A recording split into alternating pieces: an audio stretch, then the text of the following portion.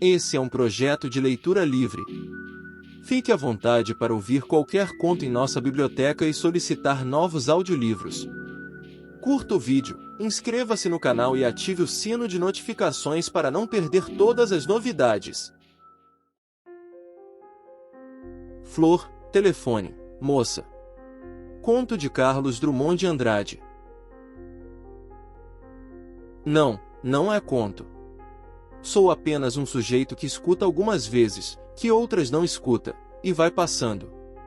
Naquele dia escutei, certamente porque era amiga quem falava, e é doce ouvir os amigos, ainda quando não falem, porque amigo tem o dom de se fazer compreender até sem sinais. Até sem olhos. Falava-se de cemitérios? De telefones? Não me lembro. De qualquer modo, a amiga, agora me recordo que a conversa era sobre flores, ficou subitamente grave, sua voz murchou um pouquinho. Sei de um caso de flor que é tão triste. E sorrindo. Mas você não vai acreditar, juro. Quem sabe? Tudo depende da pessoa que conta, como do jeito de contar. Há dias em que não depende nem disso, estamos possuídos de universal credulidade. E daí, argumento máximo, a amiga asseverou que a história era verdadeira. Era uma moça que morava na rua General Polidoro, começou ela. Perto do cemitério São João Batista. Você sabe, quem mora por ali, queira ou não queira, tem de tomar conhecimento da morte. Toda hora está passando enterro, e a gente acaba por se interessar. Não é tão empolgante como navios ou casamentos, ou carruagem de rei, mas sempre merece ser olhado. A moça, naturalmente, gostava mais de ver passar enterro do que de não ver nada. E se fosse ficar triste diante de tanto corpo desfilando, havia de estar bem arranjada. Se o enterro era mesmo muito importante, desses de bispo ou de general, a moça costumava ficar no portão do cemitério, para dar uma espiada. Você já notou como coroa impressiona a gente? Demais. E há a curiosidade de ler o que está escrito nelas. Morto que dá pena é aquele que chega desacompanhado de flores, por disposição de família ou falta de recursos, tanto faz. As coroas não prestigiam apenas o defunto, mas até o embalam. Às vezes ela chegava a entrar no cemitério e acompanhar o préstito até o lugar do sepultamento. Deve ter sido assim que adquiriu o costume de passear lá por dentro. Meu Deus, com tanto lugar para passear no rio! E no caso da moça, quando estivesse mais amolada, bastava tomar um bonde em direção à praia, descer no Mourisco, debruçar-se na amorada. Tinha o mar à sua disposição, a 5 minutos de casa. O mar, as viagens, as ilhas de coral, tudo grátis.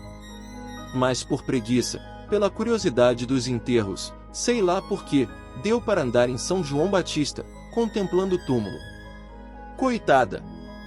No interior isso não é raro. Mas a moça era de Botafogo. Ela trabalhava? Em casa. Não me interrompa. Você não vai me pedir a certidão de idade da moça, nem sua descrição física. Para o caso que estou contando, isso não interessa. O certo é que de tarde costumava passear, ou melhor, deslizar pelas ruínas brancas do cemitério, mergulhada em cisma. Olhava uma inscrição, ou não olhava, descobria uma figura de anjinho, uma coluna partida, uma águia, comparava as covas ricas às covas pobres, fazia cálculos de idade dos defuntos, considerava retratos e medalhões. Sim, há de ser isso que ela fazia por lá, pois que mais poderia fazer? Talvez mesmo subisse ao morro, onde está a parte nova do cemitério, e as covas mais modestas. E deve ter sido lá que, uma tarde, ela apanhou a flor. Que flor? Uma flor qualquer. Margarida, por exemplo. Ou cravo. Para mim foi margarida, mas é puro palpite, nunca apurei. Apanhou com esse gesto vago e maquinal que a gente tem diante de um pé de flor, apanha, leva ao nariz, não tem cheiro, como inconscientemente já se esperava, depois amassa a flor, joga para um canto. Não se pensa mais nisso. Se a moça jogou a margarida no chão do cemitério ou no chão da rua, Quando voltou para casa, também ignoro. Ela mesma se esforçou mais tarde por esclarecer esse ponto, mas foi incapaz. O certo é que já tinha voltado, estava em casa bem quietinha havia poucos minutos, quando o telefone tocou, ela atendeu. Alô? Quede a flor que você tirou de minha sepultura? A voz era longínqua, pausada, surda. Mas a moça riu. E, meio sem compreender. O quê? Desligou. Voltou para o quarto, para as suas obrigações. 5 minutos depois, o telefone chamava de novo. Alô? Quede a flor que você tirou de minha sepultura? 5 minutos dão para a pessoa mais sem imaginação sustentar um trote. A moça riu de novo, mais preparada. Está aqui comigo, vem buscar. No mesmo tom lento, severo, triste, a voz respondeu. Quero a flor que você me furtou. Me dá minha florzinha. Era homem, era mulher? Tão distante, a voz fazia-se entender, mas não se identificava. A moça topou a conversa. Vem buscar, estou te dizendo. Você bem sabe que eu não posso buscar coisa nenhuma, minha filha. Quero minha flor, você tem a obrigação de devolver. Mas quem está falando aí? Me dá minha flor, eu estou te suplicando. Diga o nome, senão eu não dou. Me dá minha flor, você não precisa dela e eu preciso. Quero minha flor, que nasceu na minha sepultura.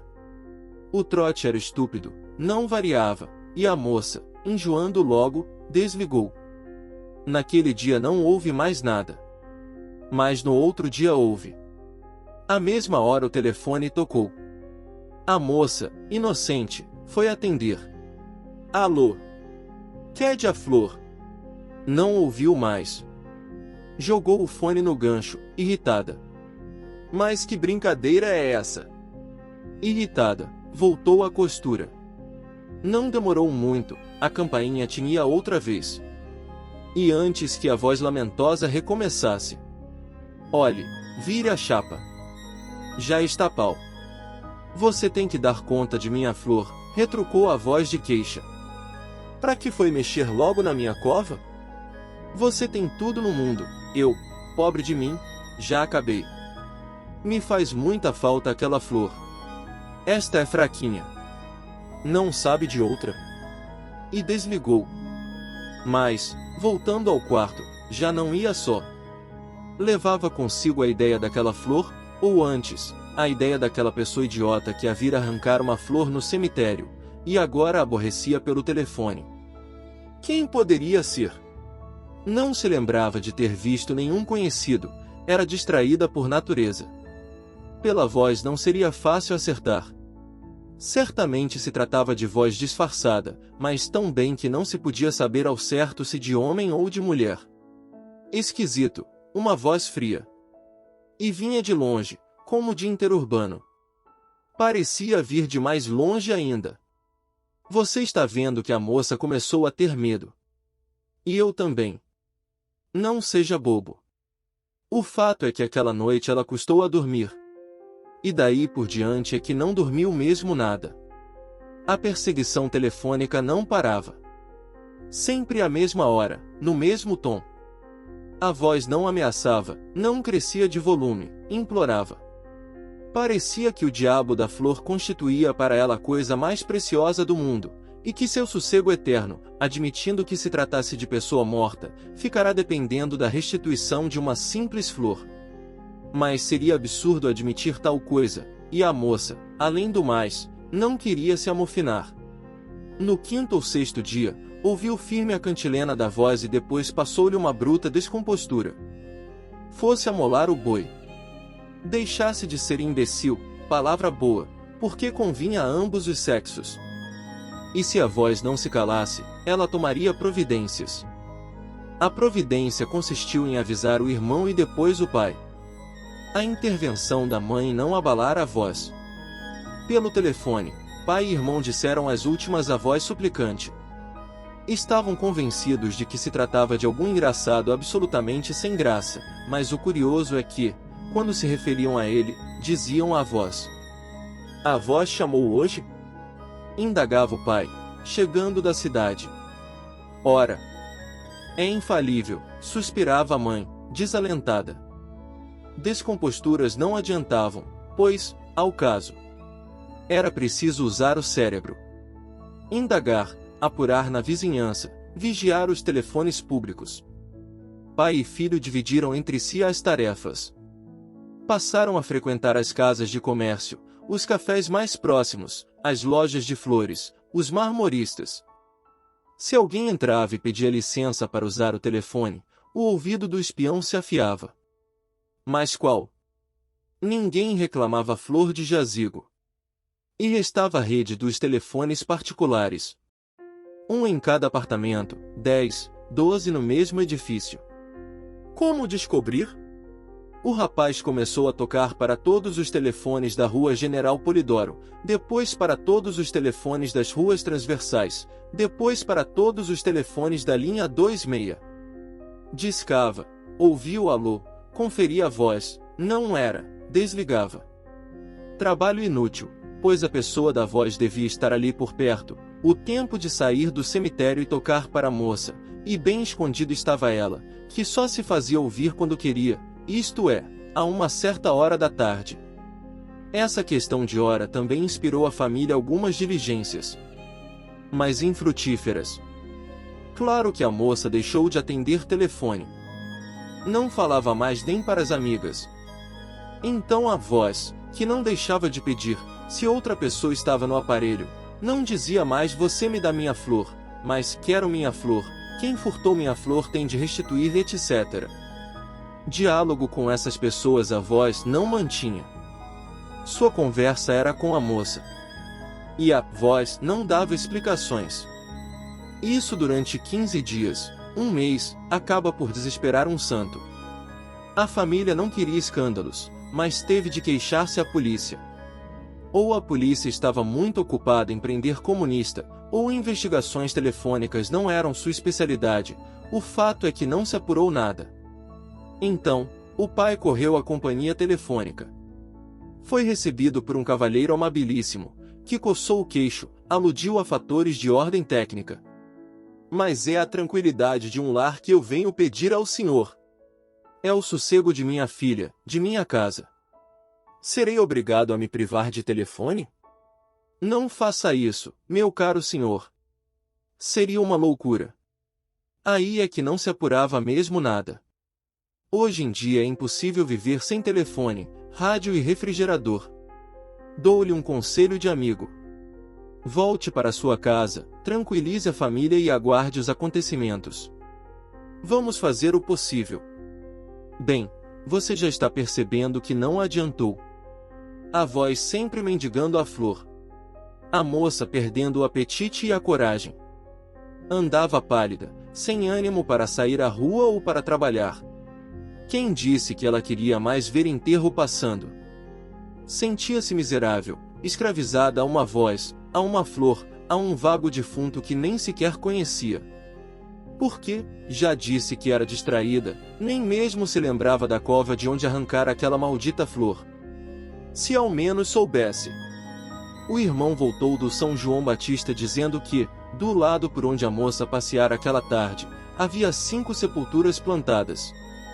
A mãe não disse coisa alguma, desceu, entrou numa casa de flores da vizinhança, comprou 5 ramalhetes colossais, atravessou a rua como um jardim vivo e foi derramá-los votivamente, sobre os 5 carneiros.